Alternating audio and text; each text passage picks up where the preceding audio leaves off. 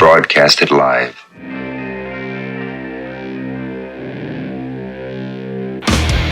Hey, who wants to have some fun? There are balls coming from all over the place. Left field, center field, right field. See, this is the kind of thing, quite honestly, right now, that makes you want to see the Chicago Cubs team lose. Now, you just saying you want to have fun, or do you really want to have fun? It'll be fun.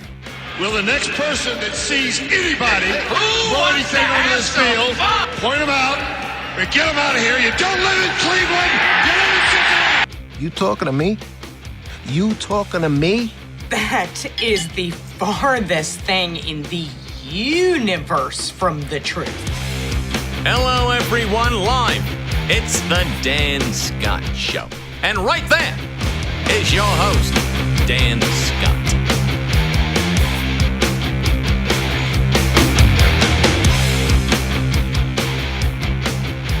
Well, hi, everybody, and welcome to what will be an abbreviated version of the Dan Scott Show today. I am Dan Scott. Good to have you with us.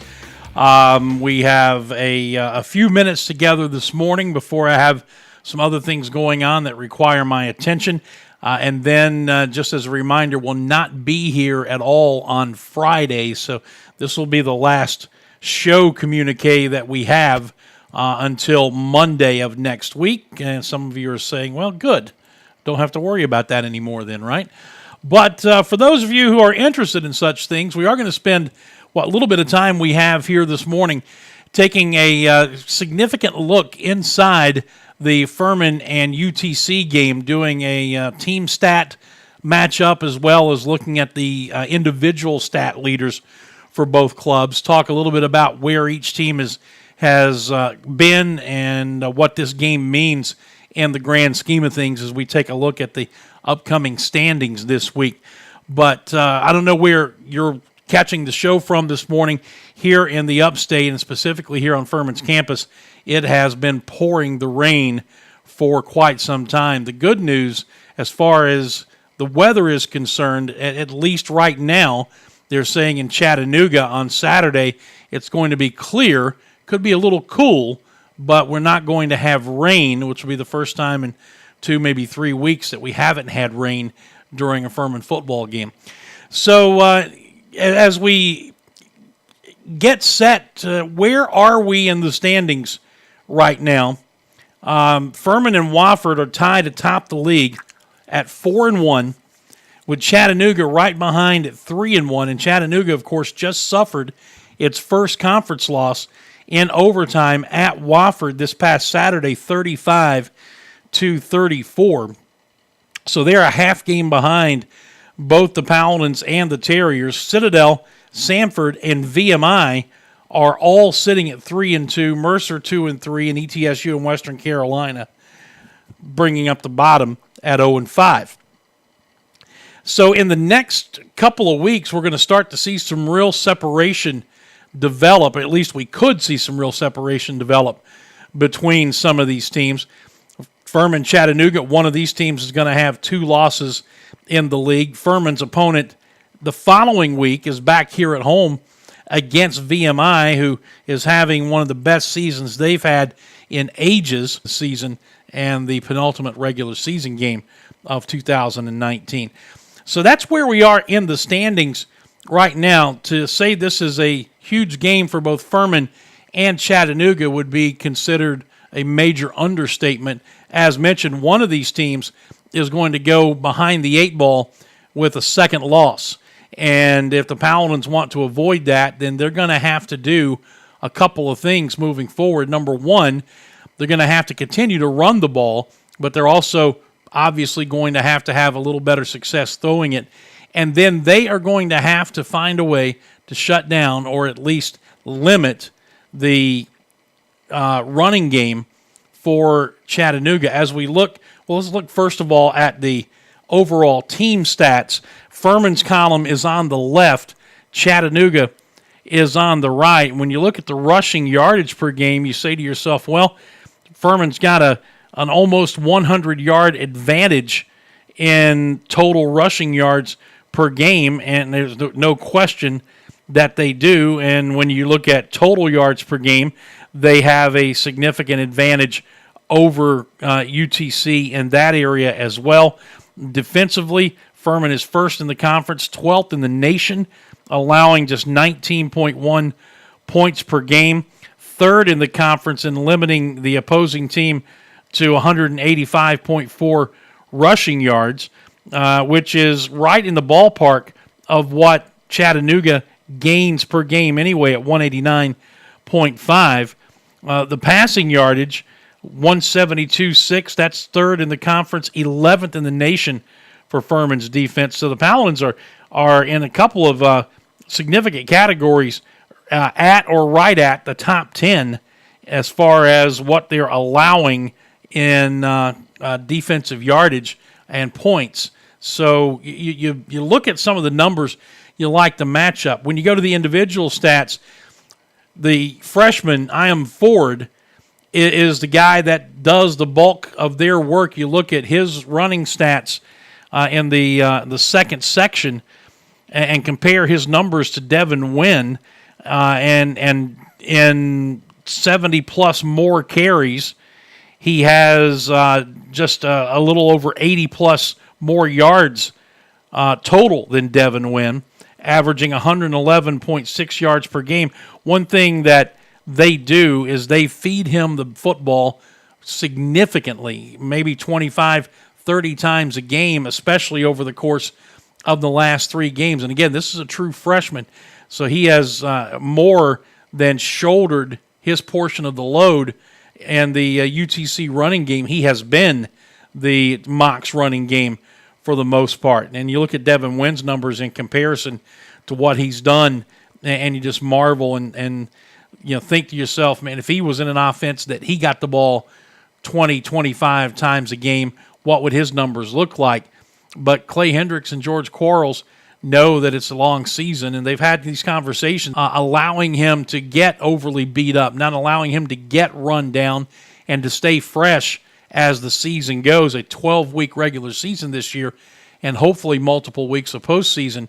And that's why Corey Watkins and Wayne Anderson Jr. have been so important at that tailback spot. Look at the passing offense, and Chattanooga's Nick Tiano has thrown for almost 1,400 yards. He has thrown 7 touchdowns, but has been picked off 9 times. And Darren Granger, while his completion percentage has suffered over the last 2 or 3 outings, you still look at the touchdown to interception ratio, and you look at the passing yardage in so many fewer completions than Tiano, and yet he's only about 260 yards behind the UTC quarterback in total yardage. And you see the big play nature of the Furman passing game. And once he gets right, once he gets confidence back and starts hitting a higher percentage of passes like he was doing earlier in the season, you got to feel good about where this pass offense is headed. Receiving-wise, Thomas Gordon having just a phenomenal season. Bryce Nunley is their leading receiver. And then defensively, a look at the leading tacklers, Ty Beck for the Mocs and Jordan Willis, who's having a fine season for the Paladins. So those are some of the numbers to kind of pay attention to. And, stats tell you what they tell you, and sometimes they're meaningful, sometimes they're not.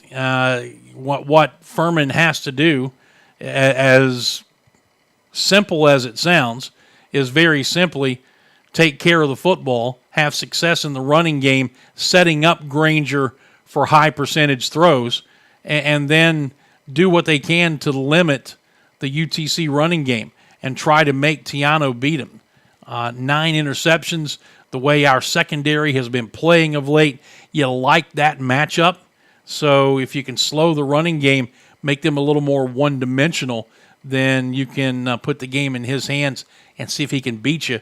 And not many teams can beat you being totally one-dimensional, at least beat you on a regular basis. It's going to be a fun game. It's going to be a fun afternoon in Chattanooga. Looking forward to it, again, with the conference race being what it is now. And for Furman, this will be the first of the final 3 conference games of the season.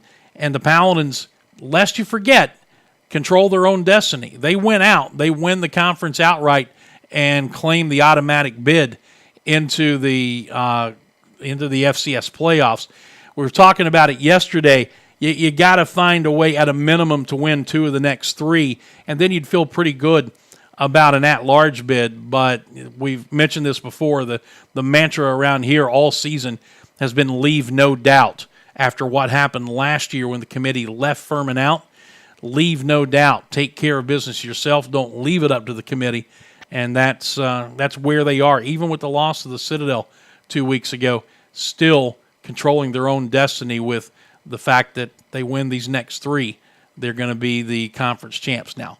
It's easy to say, but 3 pretty significant opponents lying ahead of you beginning this week in Chattanooga. The broadcast time will begin at 12:30 with the Pepsi countdown to kickoff.